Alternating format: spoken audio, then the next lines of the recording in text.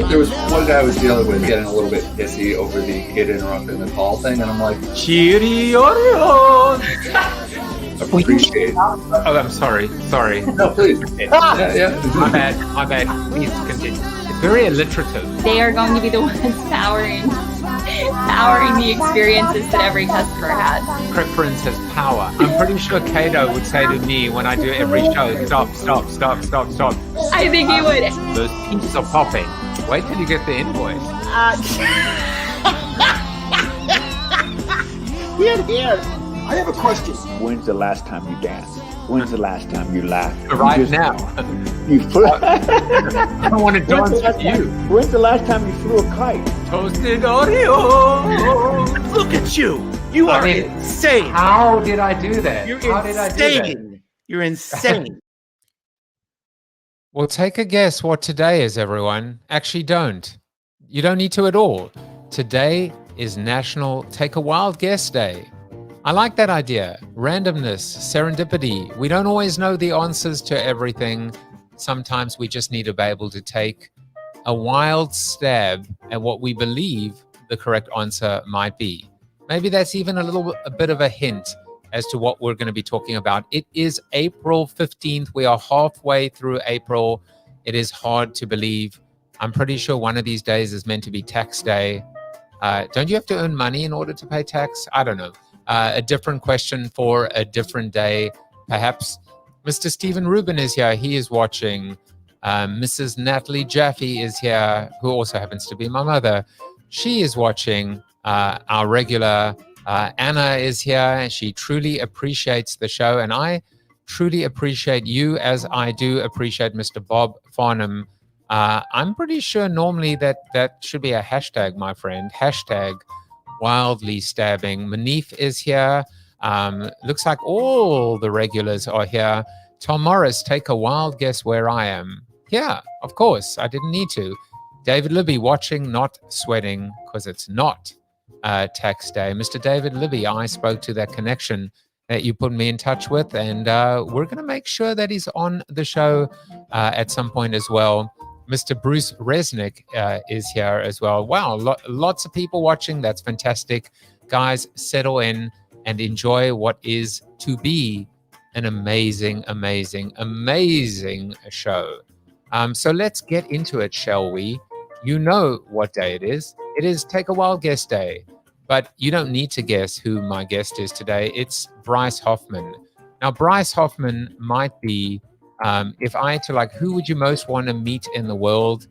He would definitely be up there, because he has a thinking, a philosophy, a whole way of what I think is maybe the most mission critical line of thinking called red teaming. And I absolutely believe it may actually save your life. It may save your brand. It may save the world. It may save countries. And that is not an exaggeration. Bryce is my guest today. Tomorrow, Scott Monty will be in the house, former guest. He will be my co-host as we look back at a week with Robin DeAngelo, Michael Kasson, Paul Epstein, and of course, Bryce Hoffman today.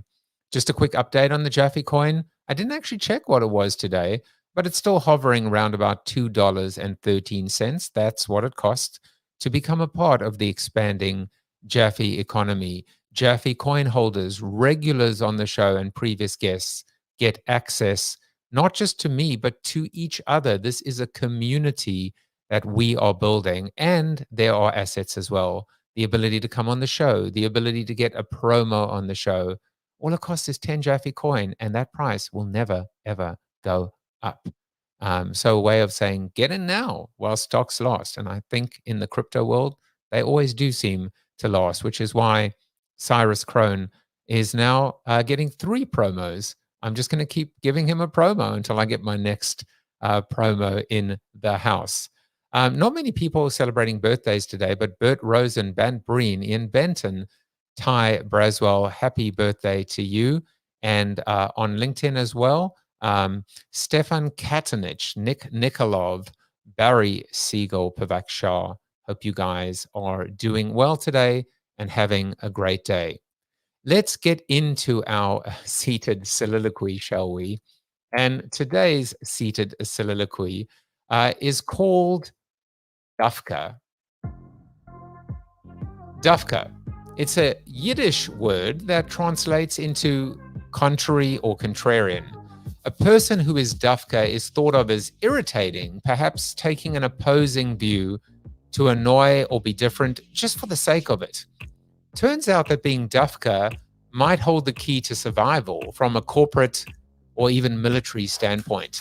In World War Z, a Mossad agent explains to Brad Pitt's character why Israel was far more prepared for a zombie outbreak than the rest of the world. The 10th man principle was cited as the reasoning. It's a devil's advocate position that states if there are 10 people in a room and 9 agree, the role of the 10th is to disagree and point out flaws in whatever decision the group has reached. And so, instead of shooting the messenger, they're given the gun, or at least the flaw, and with it, an opportunity to answer the question, what if we're wrong? What if there is a different way? What if there is a better way? If you thought this was all fictional, well, you'd be mistaken. Many have asked if this principle really exists within Israel's intelligence forces. And according to Colonel Alan Mulally, aka Sacha Baron Cohen, who is in the Mossad and also not in the Mossad, I can neither confirm nor deny. Most of us view the world as more benign than it really is, our own attributes as more favorable than they truly are, and the goals we adopt as more achievable than they are likely to be. We also tend to exaggerate our ability to forecast the future, which fosters overconfidence. Now, that was a quote from Israeli psychologist and economist Daniel Kahneman, notable for his work on the psychology of judgment and decision-making. Today, we'll get a perspective from Bryce Hoffman and the benefits of red team thinking. This, combined with my heresy approach from Built to Suck, triangulates a point of view that, in my humble opinion, speaks to humility itself, or rather, speaks out against hubris, arrogance, overconfidence, success theater, and the toxic dangers of incumbent thinking. We've always done it that way. That might as well be waving the white flag to the known or often silent enemy. In a time where everything seems to be flipped on its head, where we are seemingly living in the upside down, where convention and norms have been challenged and shattered, perhaps it's time to reach consensus on the role and importance of the contrarian. Unless, of course, you disagree with me. And if you do that, my friends, at your peril. Well, now it's time to bring on Bryce. And Bryce, we were just talking about the quote, about the psychologist that I cited. I don't think he knew that I was going to quote him, but I'm sure we're going to get straight into that. But let me tell you a little bit about Bryce.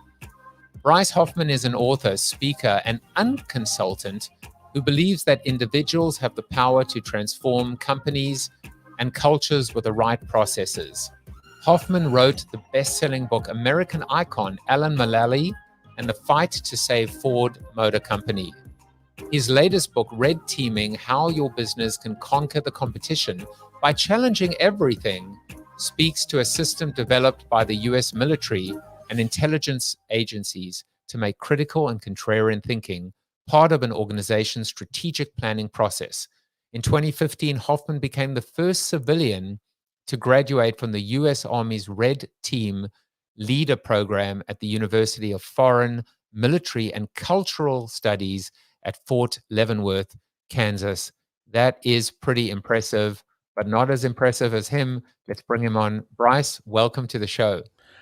Great to be on, Joseph. Thank you for having me. Thank you for being on the show. I mean, I just love this topic.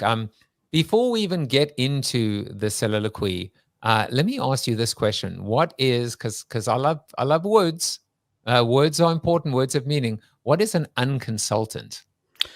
So I my background, as you just mentioned, I was a business journalist for 22 years. And after my first book came out, American Icon, Alan Mulally and the Fight to Save Ford Motor Company, I started getting calls from a lot of companies who had read it. It had kind of become a manual for transforming corporate culture. And from CEOs asking me to come in and talk to their leadership teams. And I go and talk to their leadership teams, and then they'd ask me to come in and help them implement the ideas in the book. And before I knew it, I had ceased to be a journalist and become a consultant, which I, on the one hand, really enjoyed because I found that it's a lot more fun to help companies solve their problems than to write about their problems.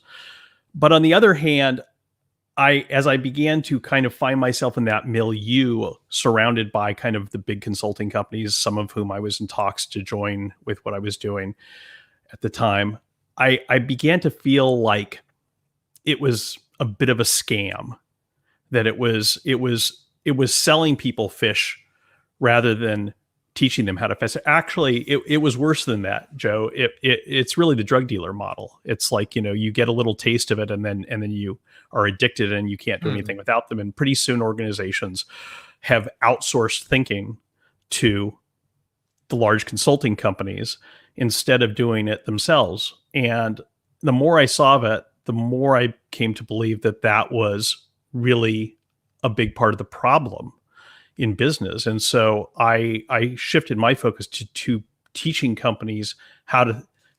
people at these companies how to think for themselves and not rely on consultants. And so I hate the term consultant. So that's why I call myself an unconsultant, because when we come into organizations, we don't bring in any answers. We don't tell them this is what you should do. We bring tools and techniques that they can use to do it for themselves. I mean, I love it. It's contrarian thinking straight away, right? It's being able to zig when the others zag, if you will. So, and we're going to get back to that. We're going to talk about, the dangers of outsourcing thinking. I mean, if you don't have thinking, if you don't have ideas inside your company, then what do you have, right? You have a bunch of empty containers, vessels, and artificial intelligence, I suppose. But before we do, let's find out a couple of fun facts about you. Okay. This is where you're like, oh boy, what's happening now? Well, I'm going to tell you what's happening now. We're going to find out about the riotous side of you, the troublemaker that you are. You were expelled from college for inciting riots, but went on to teach at Berkeley's Haas School of Business and other business schools. So there you are in the middle of this riot breaking out on a college campus. Can you believe it's we a little found bit older, that a little bit older than that, I think. I think you need black and white pictures for it. So, I mean, there's an interesting story. There's always an interesting story about being, I mean, I guess you were always that. You were always the rebel, the troublemaker, the misfit, the square peg in a round hole. You've probably carried that through in your whole life. I've always believed in challenging everything. The difference is that I've got older. I've figured out how to do it in a more constructive way, I would say. I kind of, have had an evolution not unlike Winston Churchill's of, as Churchill said, any man who's not a socialist in his youth has no heart. Any man who doesn't become conservative in their old age or more conservative in their old age has no brain. And I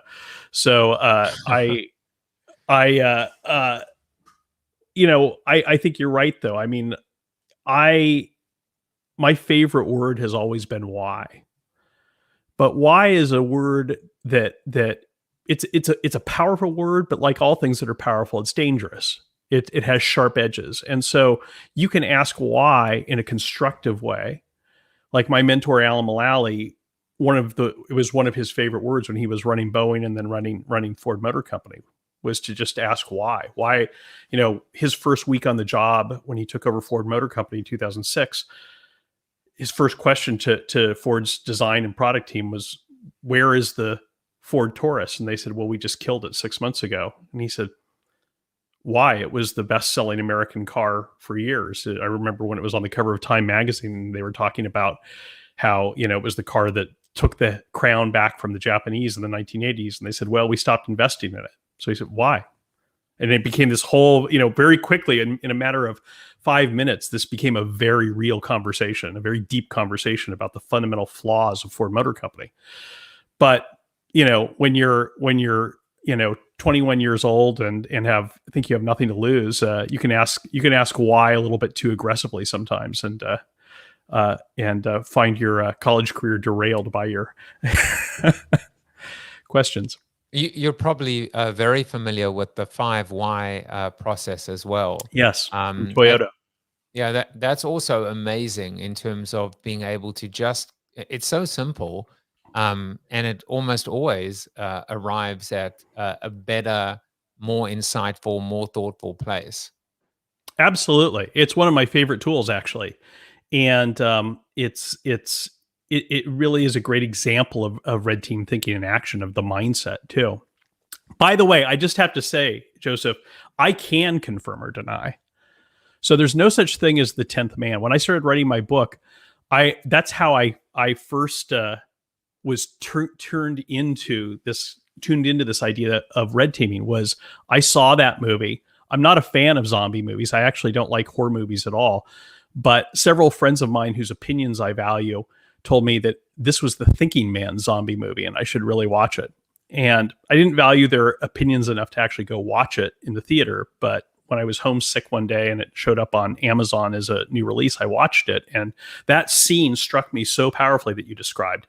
And I didn't even watch the rest of the movie. I just wanted to know, is this true? Is this real? Does this exist? Because if this exists, companies need this.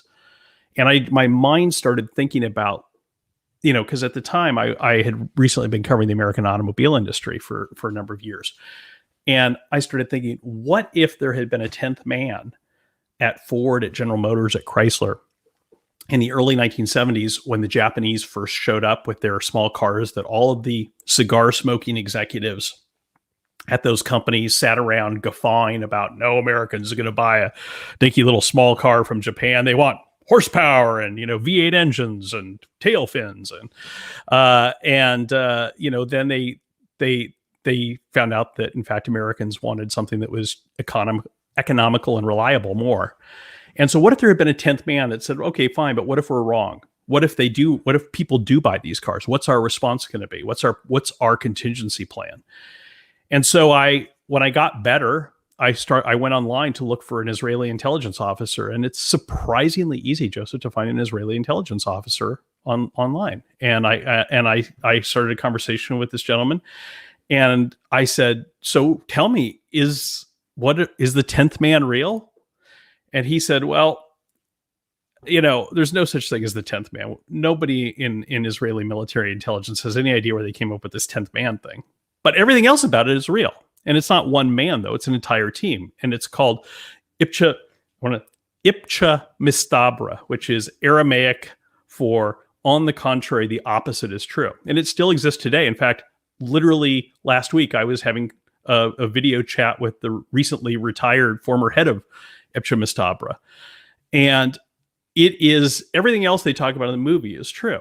It's a group of people whose job it is to take the prevailing thinking of Israeli military intelligence and argue as strongly as possible that it's wrong, that the opposite is true, that they're missing something, not because they are necessarily missing something, but because by challenging it in this intentional and structured and intellectually aggressive way, you find the faults in the thinking, and it forces people to question their assumptions, to challenge their own thinking, and it leads to better results, and it leads to them seeing things that they might otherwise have missed.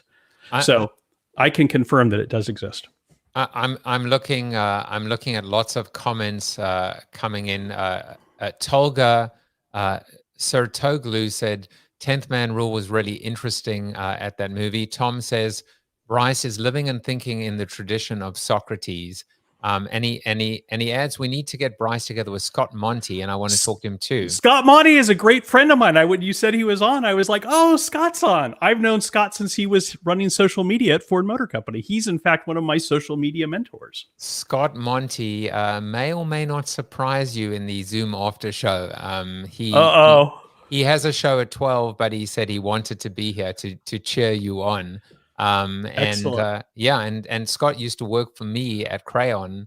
I hired him at Crayon, and when he went to work for Ford, I mean, it was the ultimate. I mean, I felt so proud, but also it was like the ultimate. My little rinky-dink small boutique would produce the head of social media for Ford, and of course, he did a great job there, and we've Did a become good friends fabulous since. job.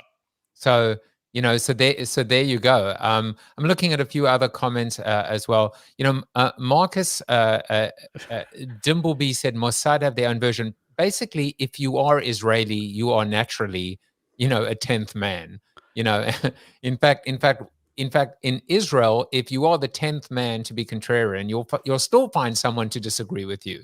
But it's funny. Absolutely. I mean, this entire culture, that has, and not culture, whether you want to call it religion, culture, nationality, has, focused on survival. Every day is focused on survival. They're naturally alert. They're naturally contrarian. But I did a bit of research as well, and I'm sure you can talk to it as well, that after coming out of the Yom Kippur War, they started taking this a lot more seriously as well, because, I mean, if we've learned anything, is that truth is stranger than fiction. We're certainly Absolutely. we're kind of living through it right now. Absolutely. And you were talking about JAFFE in your opening monologue, and it's funny because you also mentioned Daniel Kahneman. When I was working on my book, I was having breakfast with Daniel Kahneman in New York, and I was explaining this concept of red teaming to him because I wanted to get his opinion and see what he thought. And as you mentioned, this was in the form that it exists today. It was really kind of pioneered in the U.S. military and intelligence community, so its roots go back farther than that. And at the time, I had just graduated from the U.S. Army's Red Team Leader course, and so I was explaining this all to Daniel, and I said, "So what do you think? Do you think this will work?" And he said, "Well, I think it'll work better in Israel than it works in America." And he went on to say the same thing that you said. He said, "We have a culture where any lieutenant in the Israeli army can argue with any general in the Israeli army, and that will never happen in the United States." But what I think is really cool about this method is while I see his point, there's so many elements of this that are designed to overcome hierarchy and to allow the best idea to surface regardless of where it exists within the organization, that it's basically a way to have those types of tough conversations that happen every day in Israel, as you described, happen in organizations that are not used to that. I've even worked with big organizations in Japan, like the Development Bank of Japan. I mean, Japanese business culture is obviously notoriously very hierarchical, very formal. And there isn't a lot of debate or conflict. And yet, using this approach, people were able to have those kind of hard discussions and surface things that would otherwise have just been kind of swept under the rug. Well, we're going to start to get into the red sausage factory in a moment. It does strike me that a word that I didn't even pick up and bring into the soliloquy is the word complacency. And I think at its core, the 10th man or red teaming or this approach speaks to a vigilance, maintaining that Absolutely. vigilance, the edge, right? I mean, I always say the deer, the buck knows every single day that it may very well be pounced on. And if they let down their guard for even a second, it's the end, it's tickets. And complacency has got to be the silent enemy, and maybe not even the not so silent. And I'll tell you very quickly, and I'd love to hear your thoughts, is if ever you ask the question, what if these companies, Sears, JCPenney, Blockbuster, what if these companies had a 10th man? Well, my answer is they probably would have been laid off.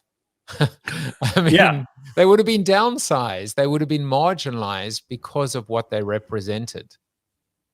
Well, yes, except that's the thing is if you make this a defined and it really shouldn't be one person, because if it is one person, even if that's their defined job, it's very easy to say, well, that person's just playing the devil's advocate. We don't have to take them seriously. But if you create a framework for this to be part of your decision-making process as an organization, then then you avoid that tendency to just pike the person or the people who tell you what you don't want to hear.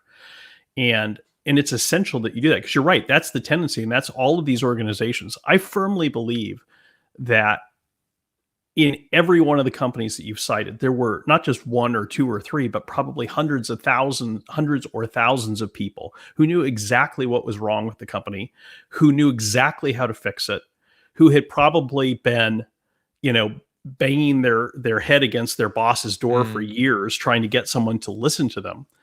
And nobody was. And that's the thing. And I mean, I experienced that firsthand as a business journalist for newspapers. I mean, I'll tell you, Joseph, there's nothing more frustrating than being a business journalist for a newspaper in the 21st century, because you literally spend your day understanding business and how companies should be run.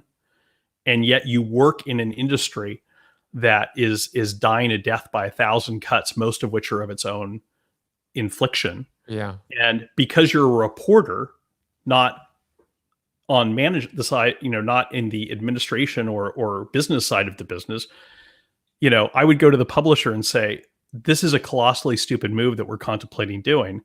I know I could point to you 2 companies that did similar things that just ended up in a horrible mess because of it.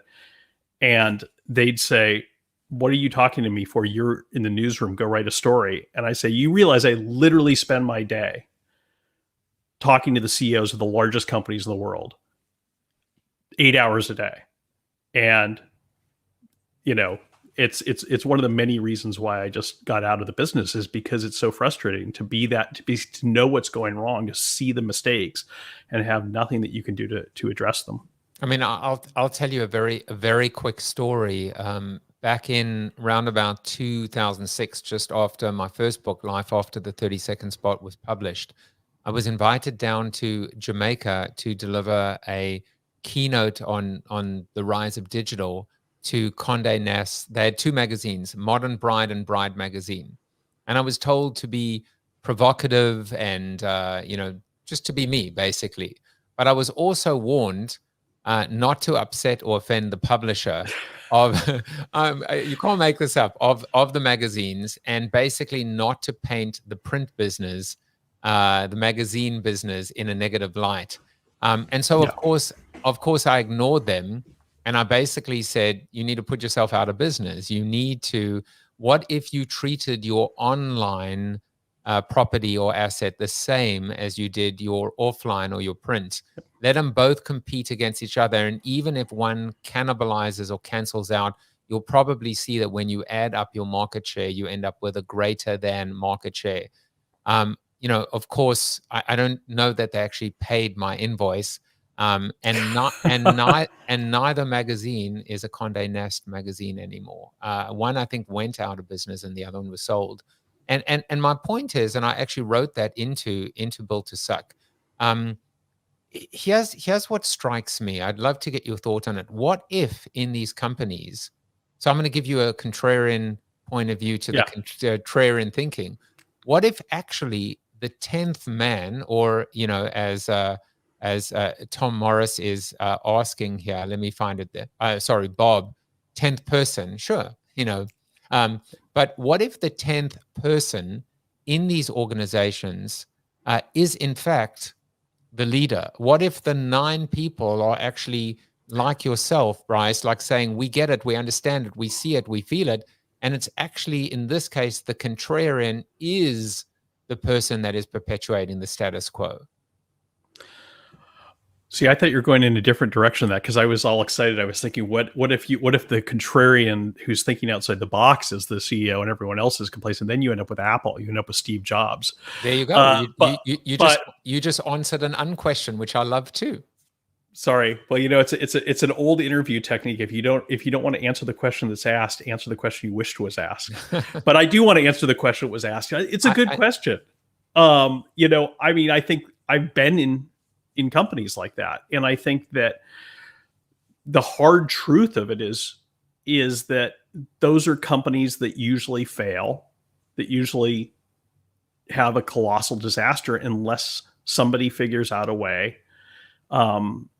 to to help the senior leader see what they're missing, which is a hard thing to do. I mean, if I worked at a company like that, I'd probably be getting my resume in order, because if you're into that position where there's one person at the top of the house who's just obstructing the ability of the organization to learn and evolve, it's a very toxic situation.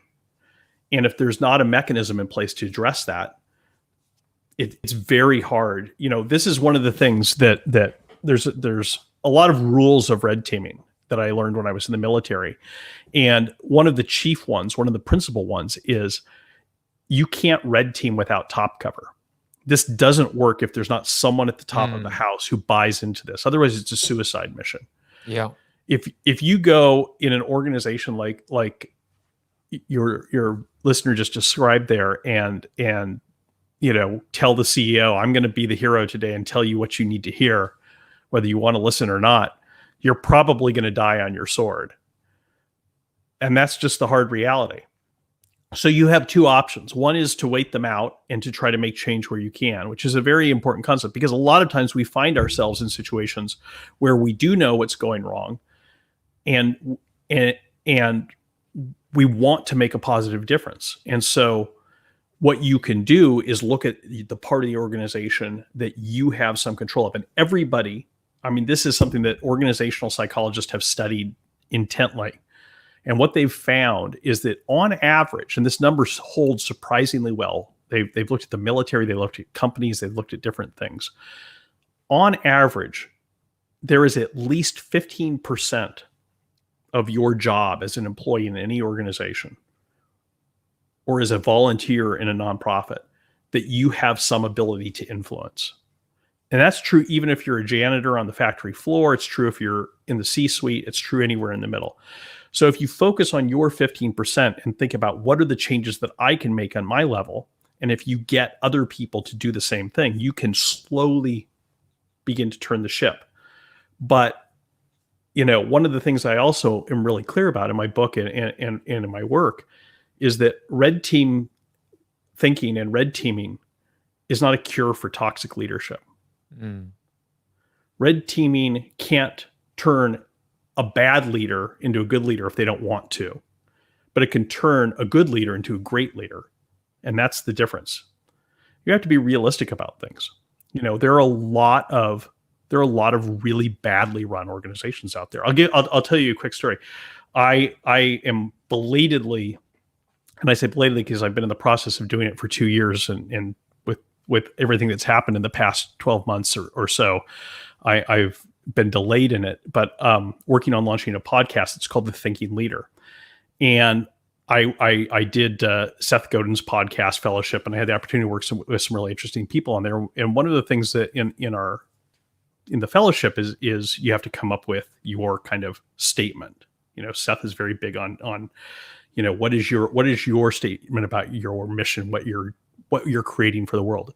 And my statement is that bad leaders react, good leaders plan, and great leaders think. And so I sent that out there to, in his model of instruction is everyone who's in your class kind of gives feedback on everything. So you learn from each other, which is a very powerful model. And it was interesting because about 2/3 of the people in my class were like, wow, that is such a powerful, compelling statement. I love it. That's so cool. And about 1/3 of the people in my class said, oh, you can't say that. There's no such thing as bad leaders. There's just leaders that need help. And I said, no, actually, really, the world is full of bad leaders. And if you don't acknowledge that, then you can't address that fact.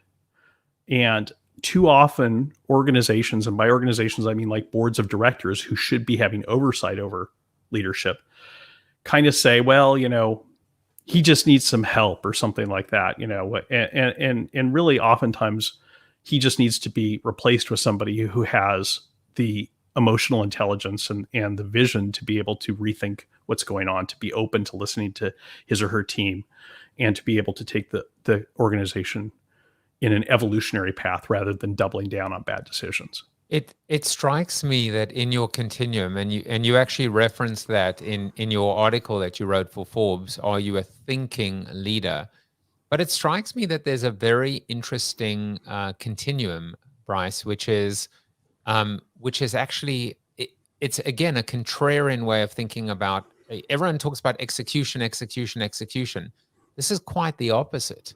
This says the bad leader just executes, just reacts without, the good leader, introspects and starts to plan, is already thinking about what are we going to do, but takes a little bit more time. But the great leader takes even more time to think. And of course, what really came out of this article is another word, which is listen. And again, that flies in the face of the strong, big, bad, bold leaders. Got to talk, got to have a point of view, has to be able to, we absolutely just had a president that would talk, without, maybe all presidents do, in fairness. But it was always overriding to me that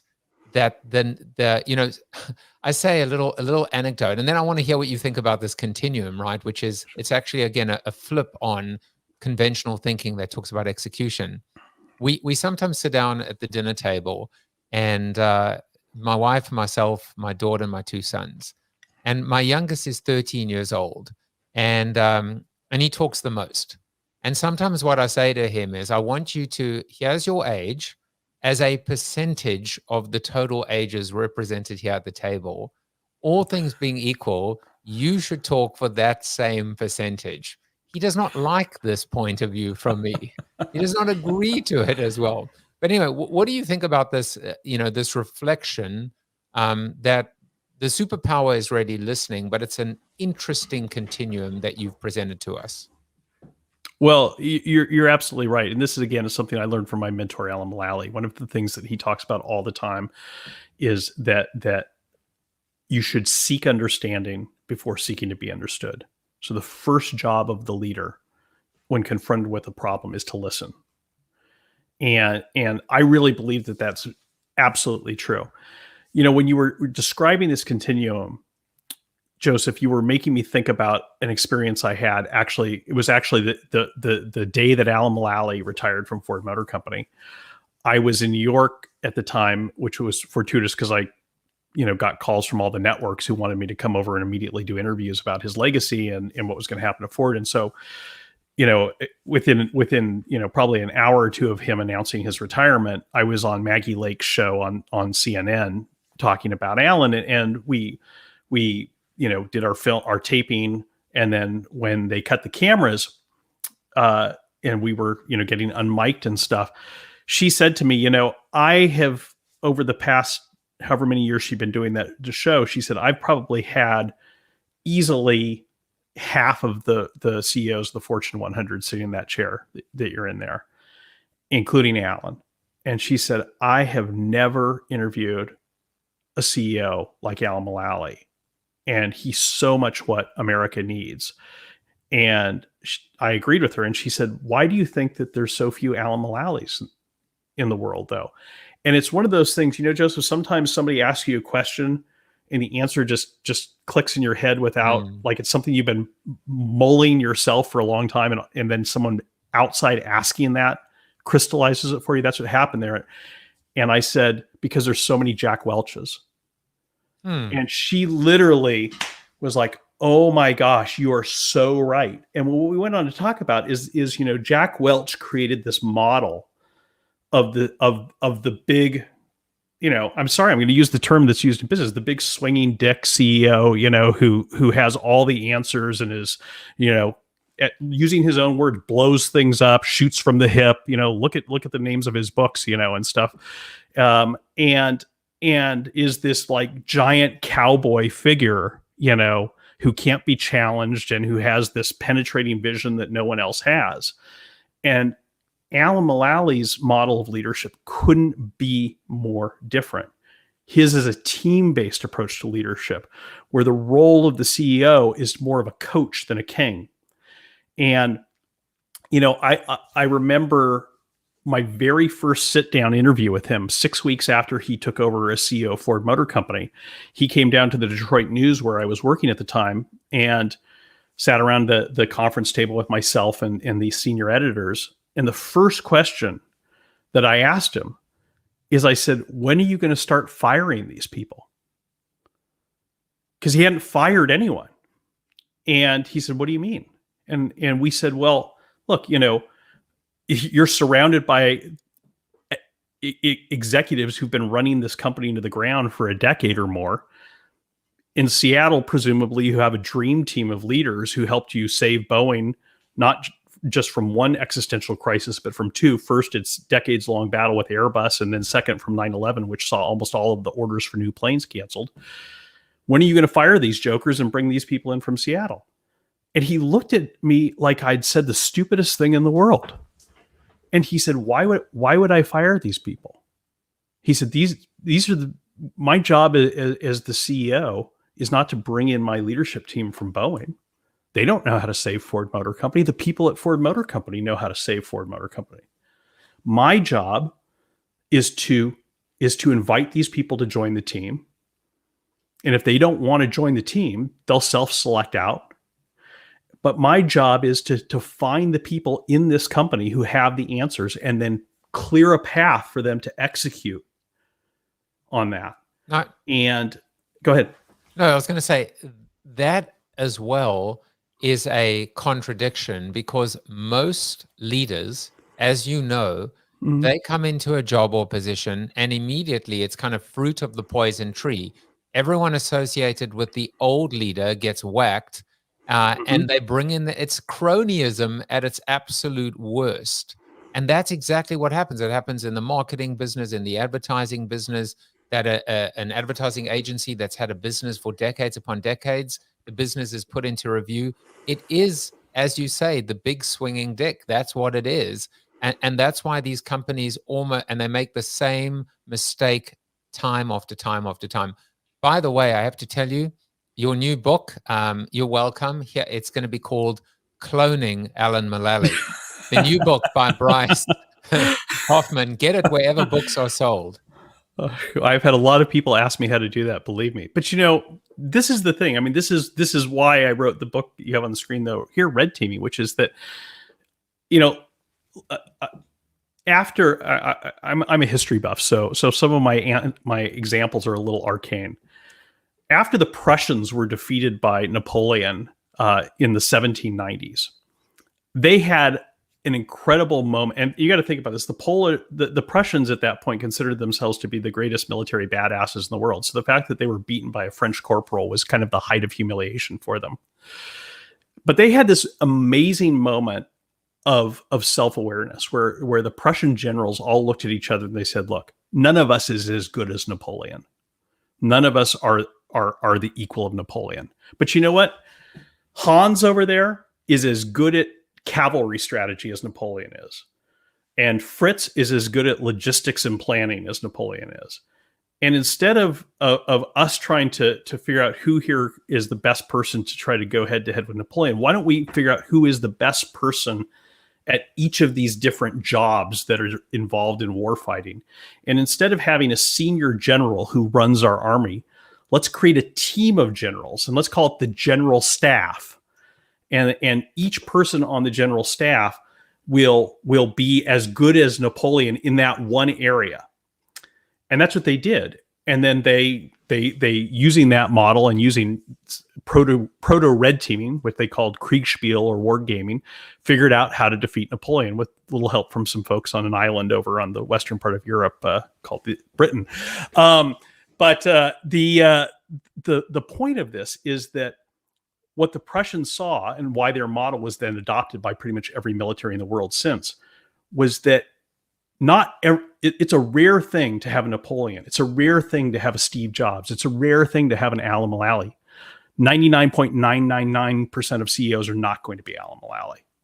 But what you can do is find tools, find methodologies to make up for the fact that you're not. And so the Prussians learned to create the general staff system so that all of them together were as good as Napoleon, or in fact better. And what the tools and techniques of red teaming are designed to do is help you think like a disruptive thinker like Alan Mulally, and learn how to do that, not just by yourself, but as a group. And so I think that's more important than cloning. the individual leader, because that's not going to happen as much as we'd like it to happen. I remember in 2007, 2008, having a dinner in Detroit with all the senior guys from BlackRock's automotive business. And they said, oh, the key to saving the auto industry is clear. We just need to get an Alan Mulally to run GM and an Alan Mulally to run Chrysler. Problem solved. And they were serious, though. They had a lot to drink at that point, but they were serious. And I said, what do you mean? And they said, well, clearly the answer is to bring in an outsider. I mean, Bill Ford stepped down running Ford and brought in this guy who was running Boeing, and that's how they saved it. I said, it's not that he's an outsider. I pointed out to him at the time, Bob Nardelli was running Chrysler. He's the former CEO of Home Depot, and he was running Chrysler into the ground faster than anyone had. It's not being an outsider. It's about having this entirely, what I call constructive contrarianism, being able to look at things. What Alan was able to do as an outsider was come in, and everyone would making jokes about him and saying, oh, this guy built airplanes for the past several decades. What does he know about the automobile industry? He doesn't know anything about building cars. He doesn't know anything about how Detroit works. And I asked him early on, I said, you realize people are making jokes about you all over this town saying you don't understand how this business works. And he said, they're right. I don't understand how this business works, but you know what I do understand? It's not working. He said, that's all I need to understand. Oh man, I love it. I have to find, this may be a good time to debut the rim shot. I love that. No, but I mean, it's such a great line. And it did make me think of, going back to the importance of the word why, because, and I think of the late Sir Ken Robinson, children are born an eternal optimist and eternally curious. And if you don't ask the question, if you're not brave enough, courageous enough, if you're not able to ask that question, again, what if we're wrong? What if there's a different way? What if there's a better way? If you can't, that a different interpretation of why. I mean, you started off by saying how powerful and dangerous it is, but also how just glorious it can be if it is allowed to bloom, and blossom. I want to make sure. I saw a comment from Tom earlier. I love it. He said, "I wish we could continue the show all afternoon." We will be doing an after show in Zoom. And I cannot wait for that as well. We will unleash Tom Morris on you, and you will knock, and maybe a little bit of Scott Monty if he arrives. I want to make sure I'm ready.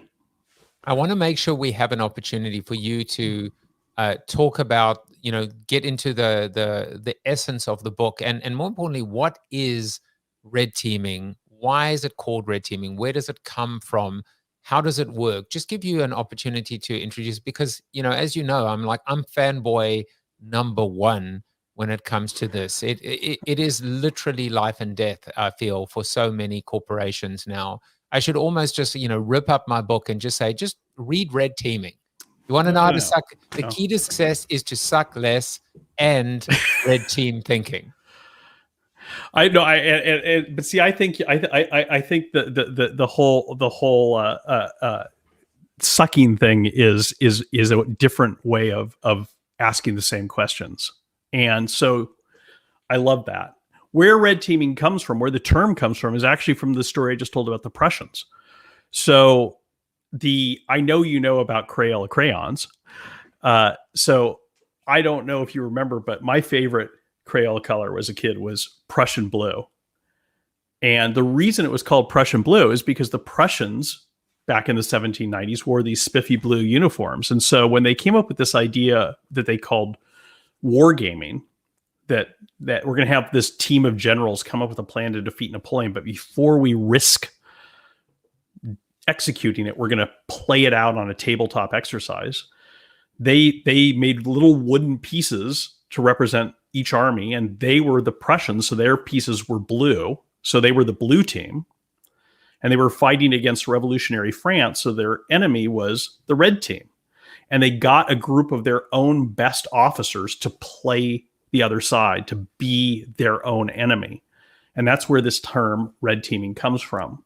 So you have this whole evolution that happens that goes through the Yom Kippur War in Israel that you talked about and other things, but where this really kind of becomes the modern version of what's formally called decision support red teaming is 9/11. So two things happen after 9/11. There's two kind of great epiphanies that happen in the United States. The first happens literally within 24 hours in the CIA. So George Tenet, who was the director of the CIA at the time, at about midnight on the morning of September 12th, so less than 24 hours after the first plane hits the World Trade Center, reactivates. I say in my book activates, but I've since been schooled by people that it was actually reactivating something that had existed previously in the CIA, a group called the Red Cell.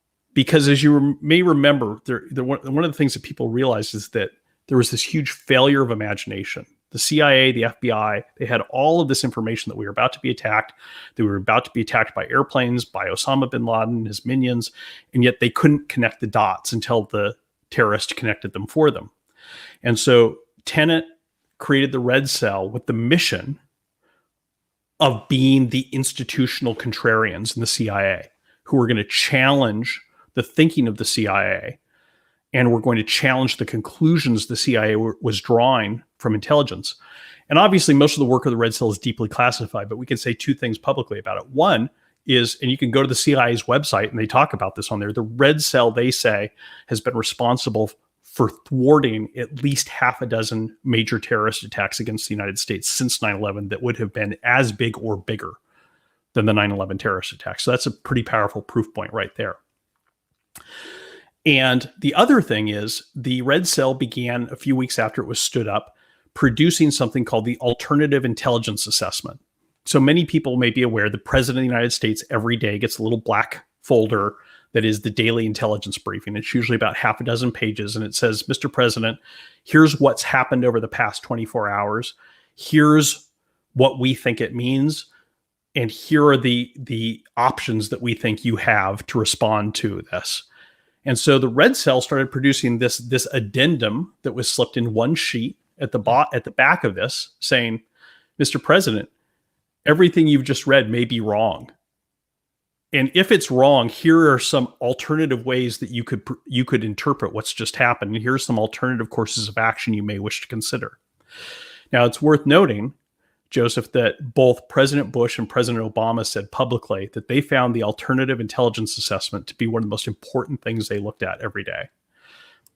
Trump, his second week in office, said he found it confusing and asked that it be removed from his briefings. He didn't understand why you would have something that said everything you just read may be wrong. So that gives you a sense of what they're doing. And to do that analysis, the CIA developed and dusted off, really, because they developed a lot of these tools during the Cold War, a whole array of groupthink mitigation tools, applied critical thinking tools, analytical tools to look at things from a critical, constructive, contrarian light. So that's the CIA. A couple years later, the other thing that happened from 9/11, as we know, is we invaded Iraq and Afghanistan. And it seemed like things were going fabulously from America's point of view, in the sense that we had fairly easy victories, and we thought, in both countries. And then all of a sudden, though, we weren't winning anymore.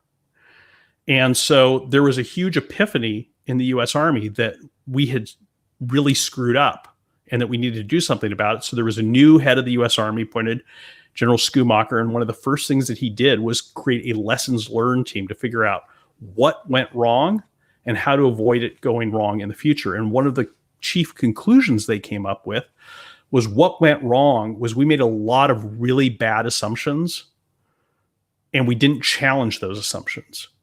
And so the recommendation was, let's train senior military officers in some of these tools and techniques like the ones the CIA are using to challenge plans, to challenge strategies, to stress test our plans and strategies before we execute them, so that we don't make these types of mistakes in the future.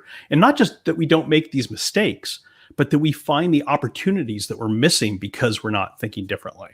And they called this red teaming. They set up a school at Fort Leavenworth at the Command and General Staff College to teach these tools and techniques. And that's where I learned about this.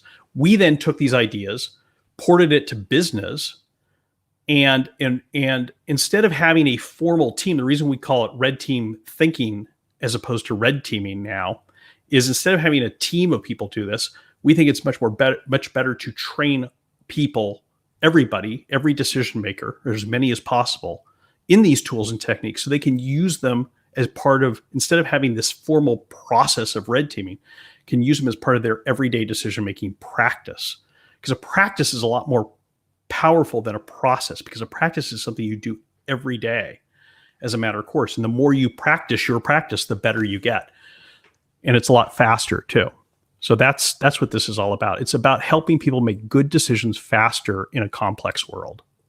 I have decided, so inspired by today and by you, that that in my next book and whatever books I write from now, there will always be a one-page addendum at the end of the book that says, "What if I'm wrong?"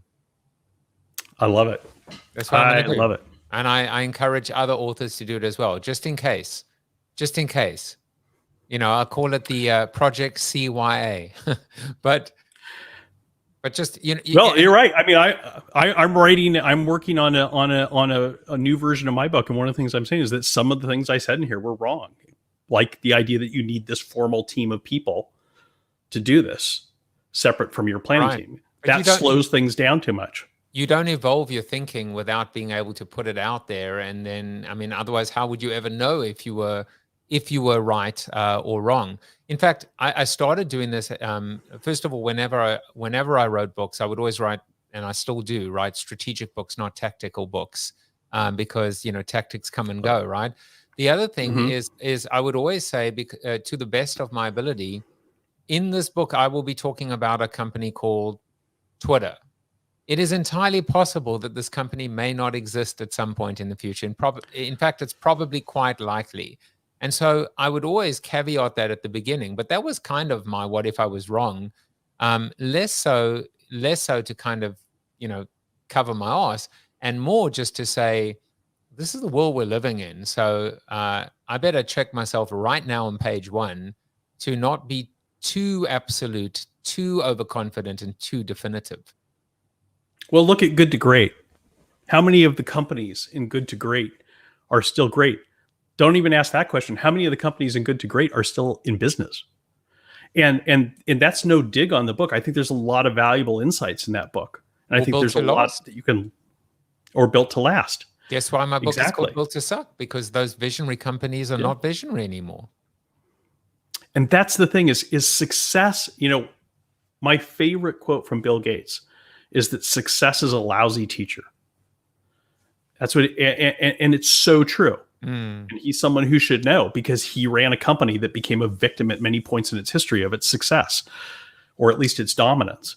And, you know, this is what leads companies to become complacent, to stop challenging their thinking, to think that they've cracked the code, and to stop applying the strategic, the intellectual, the tactical, all the levels of rigor that they applied to become successful in the first place. You know, I'll give you a great example, Joseph. When I was, you know, to write this book, I had at the time I mentioned, you know, I was still a consultant, not an unconsultant, and I had my own consulting practice, and to learn how to be a red team leader, I was going to have to shut my business down for a year, and I was going to have to move to Kansas and go, you know, to this army school and all of this stuff like this. And so before I jumped off that diving board, I wanted to see if anyone else besides me thought there was water in the pool. So I talked with a few folks whose opinions I really valued. And one of them was a friend of mine who is former managing partner at Kleiner Perkins.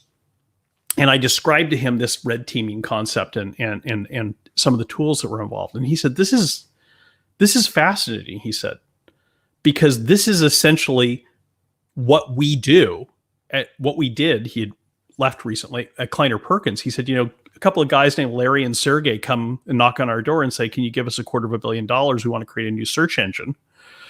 And what we do, he said, is we literally put them on a pedestal. And by that, he said, I mean, we have these tall bar stools that we sit in the middle of the room, and we have this kind of horseshoe of chairs around it with all of the managing partners of Kleiner Perkins sit in them. And we spend a day grilling them about their business plan, about their vision, about their strategy, and we try our best to poke holes in it. We throw all these what ifs at them. What if this happens? We challenge them with a lot of why questions.